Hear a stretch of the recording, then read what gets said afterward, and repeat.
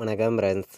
நம்ம இன்றைக்கி நடக்கக்கூடிய ட்ராவுக்கு ஃபைனல் கெஸ்ஸிங்காக நம்ம சேனலில் நம்ம ஸ்ட்ராங்கான நம்பர்ஸாக இப்போ பார்க்க போகிறோம். பார்த்திங்கன்னா இன்றைக்கி தேதி 13ஆம் தேதி 5வது மாதம் 2024 நடைபெறக்கூடிய ட்ரா நம்பர் உங்களுக்கே தெரியும். திங்கக்கிழமை நடைபெறுது.